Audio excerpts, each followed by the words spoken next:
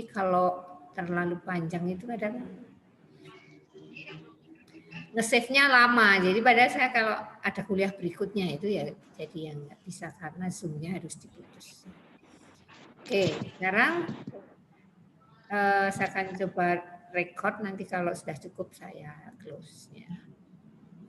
Jadi yang kita lihat kasus ReadyMix ini kan gambarnya seperti ini, ya. Punya siapa itu? Mbak Meli di mute dulu. Ya, musik dangdutnya saya kalah dong. Andi ya, jadi gini. Kita ambil gambar kasus ReadyMix. Kemudian kita lihat titik optimum itu dibentuk oleh kendala yang mana? Nah, ini saya menunjukkan ini kan kendala 1 dan kendala 2. Ya, jadi titik 3,1,5 yang menjadi titik optimumnya ini dibentuk oleh kendala 1 dan kendala 2. Kendala 1 dan 2 Anda tahu persamaannya kan? Nah, supaya tidak ruwet gambar kendala 1 dan 2 saya ambil, ya kan? Saya ambil. Nah, ini saya ganti slide. Yang saya gambar hanya kendala 1 dan 2. Ya. Kemudian saya tuliskan di sini kendala 1 itu miliknya siapa ini fungsinya? Persamaannya kan ini. Ya kan? Ini garis tuh harusnya sama dengan ya.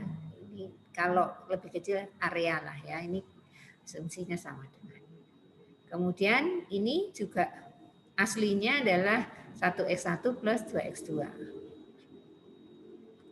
Nah, range of optimality itu dia gini, mencoba menggerakkan nilai gambar ini, garis ini, tetapi yang tidak mengubah di titik ini. Sehingga kalau ini mau bergerak ya turunnya hanya sebatas garis biru. Ya kan? Sementara garis biru juga kalau bergeser hanya sebatas garis hijau. Jadi ini mempengaruhi nilai koefisiennya yang 64 dan 12. Ingat ya, kalau kemiringan sebuah garis, ingat matematika, itu adalah perbandingan dari koefisiennya, ya kan? Misalnya nih, X1-nya 1, X2-nya 2. Makanya di sini kan perbandingannya ini sudah dihitung ya kemarin ya. Ini kan 3 dan 6. Ini kan kemarin sudah dihitung. Kalau X1 0, X2-nya berapa? Kalau X2-nya 0, X2-nya 0. Jadi itu kan mempengaruhi kemiringan garis ya koefisien ini. Jika X1 0, maka X2-nya 3. Jika X2-nya 0, maka X1-nya 6 kan gitu. Jadi ini 3, ini 6 sehingga kemiringannya seperti ini. Nah, sekarang untuk lakukan analisis sensitivitas, kita mau mencoba menggerakkan garis biru ini, tetapi batasnya hanya sampai garis hijau. Nah, ingat bahwa sebuah garis itu berpotongan dengan sumbu X1 dan sumbu X2 itu karena mereka punya variabel X1 dan X2. Ya kan? Kenapa mereka punya titik potong di sini? Karena mereka punya ini, X1 dan X2. Coba ensure. Ya, misalnya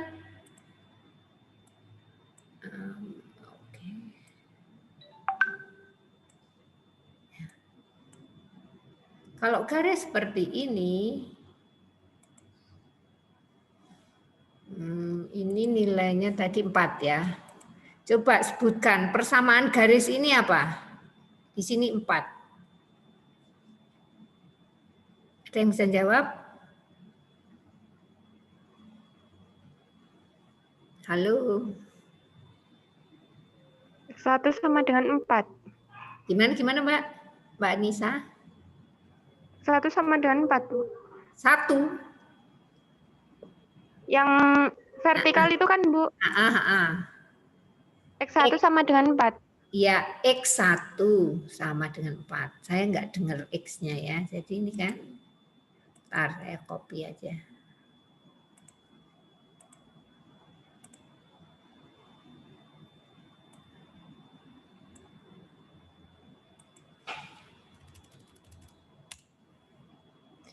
X1.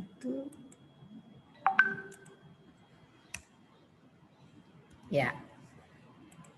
Artinya apa? Garis yang tidak berpotongan dengan X2, dia hanya berpotongan dengan X1, itu tidak memiliki variabel X2. Makanya dia enggak bersinggungan. Ya. Kalau mau ditulis lengkap juga begini, 1X1 plus 0X2. Kan gini. Atau enggak punya koefisien di X2. Nah, ini mengartikan bahwa kedua garis ini, biru dan hijau, itu pasti dia punya variabel X1 dan X2 karena mereka berpotongan di kedua sumbu. Ya. Sehingga ini saya hilangkan ya, hanya untuk menunjukkan saja. Ya.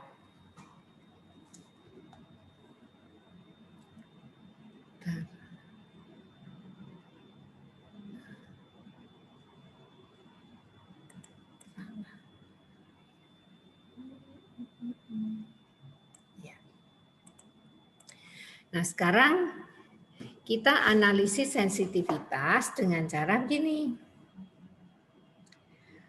Garis biru ini kita analisis dari yang X1 dulu ya.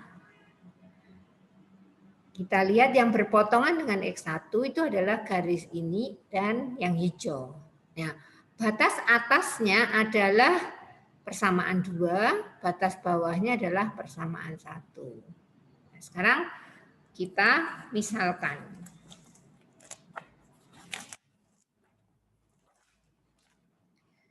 Ya. Jadi kedua garis ini pastikan X1-nya tidak sama dengan 0 karena berpotongan. Maka saya buat perumpamaan. Jika C1 berarti koefisien X1 tidak sama dengan 0, ya enggak? Maka perbandingan antara, ya ingat kemiringan garis kan ditentukan oleh perbandingan X1 dan X2. Kita buat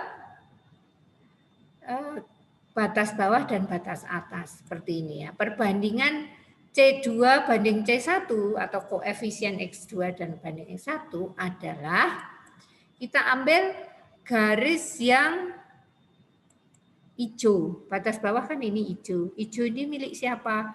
Milik persamaan 1. Nah, persamaan 1 itu punya koefisien 6 dan 4. 4 X2-nya, X1-nya 6.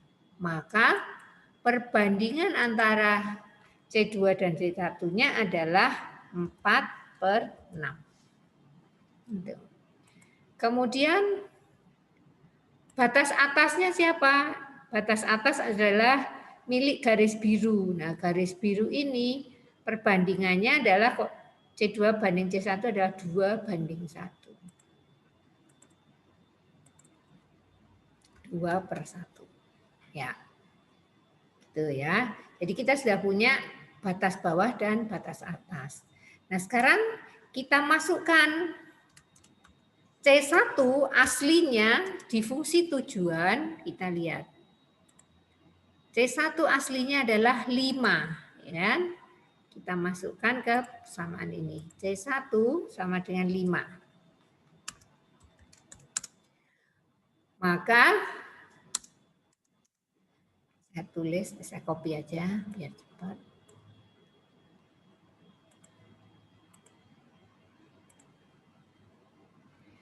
C1-nya saya ganti 5. Gini kan? Nah, ya. Persamaannya menjadi seperti ini. 4/6 lebih kecil sama dengan C2/5, lebih kecil 2/1. Nah, untuk meringkas,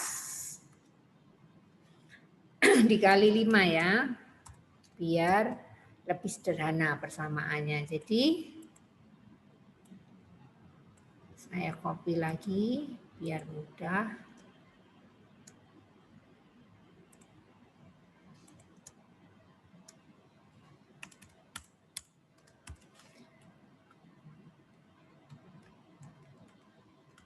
Ini dikali 5, sementara C2/5 dikali 5 jadi hilang, menjadi C2. Ya. Terus ini dikali 5 juga. Maka hasilnya adalah 4/6 dibagi 5. Jadi 3,33.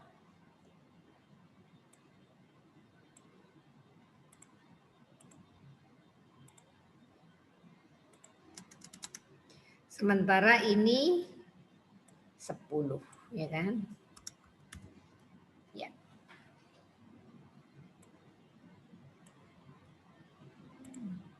Nah, sekarang kita sudah punya range yang lebih sederhana. Jadi di sini ternyata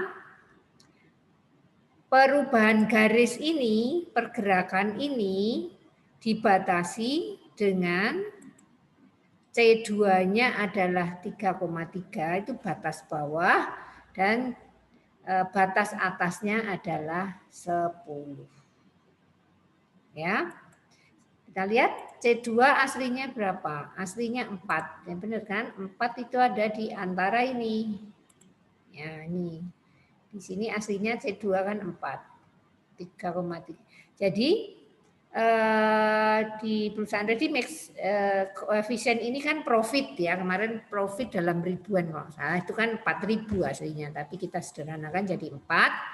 Jadi boleh bergerak turun sampai 3,3 atau naik sampai 10. Itu adalah analisis sensitivitas untuk X1 ya. Ketemunya adalah koefisien C2. Sampai di sini siapa yang belum jelas? Boleh langsung tanya, di unmute atau tulis di chat.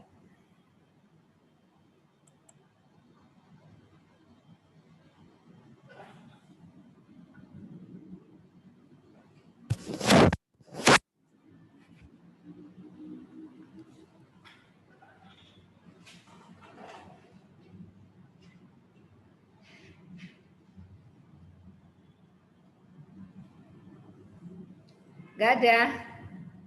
Baiklah, kalau enggak ada.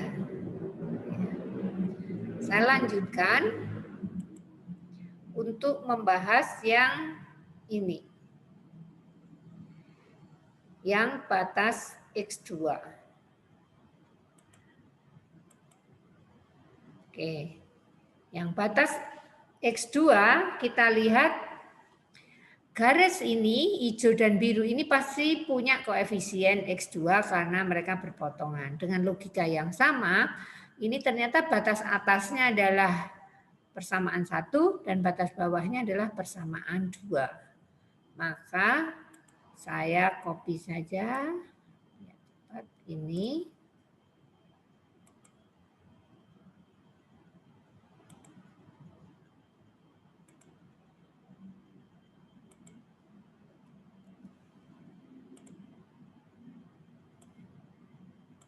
Ya, sekarang saya ubah C2-nya tidak sama dengan 0 ya. Maka perbandingannya saya balik, C1 dibanding C2. Ya.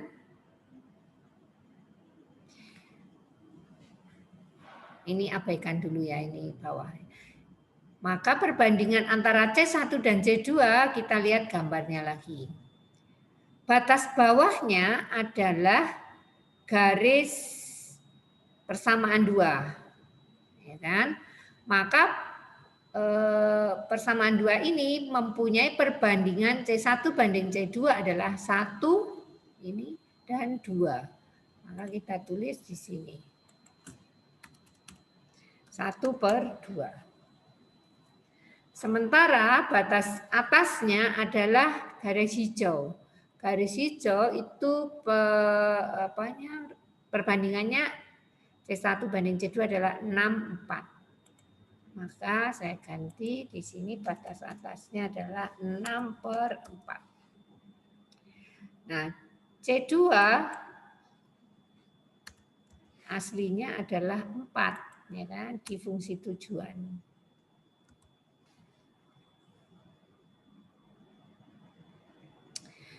Nah, maka sebentar saya copy aja di sini, ya, copy. Ya, ini memang pemahaman yang lebih advance ya, jadi perlu pemahaman ya.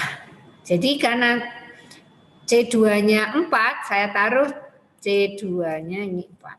Ya. Nah, untuk menyederhanakan, maka persamaan saya kali 4.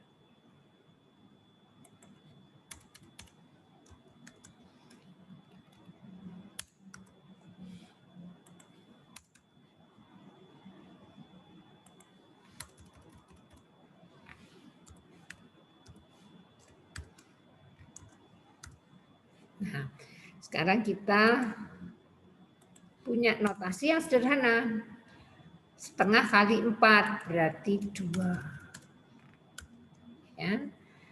6 berarti ini 6.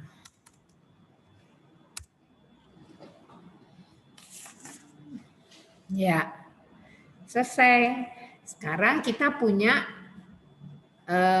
batas bawah dan atas untuk C1 dan C2 ya.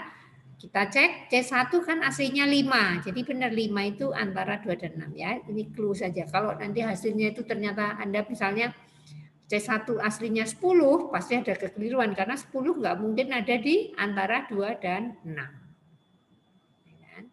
Nah, seperti ini kemudian maksud kesimpulannya apa? Dan sudah saya tulis ya kesimpulannya saya.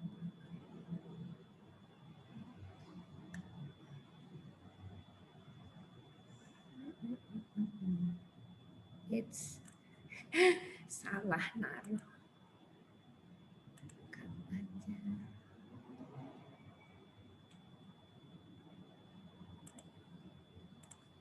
Ya. Ini ya, antara 3 dan 10, 2 dan 6. Maka kesimpulannya juga seperti ini. Nilai C boleh berubah antara 2 dan 6. C1 maksudnya. Dan nilai C2 boleh berubah antara 3,3 sampai dengan 10 agar titik optimumnya tetap. Jadi begitulah cara melakukan analisis sensitivitas. Jadi kita punya batas bawah dan batas atas antara nilai aslinya ini. Nilai aslinya adalah 5 dan 4. Ya, ini C-nya. Begitulah cara lakukan analisis sensitivitas untuk kasus ready mix. Ya. Ada pertanyaan sebelum kita lanjutkan?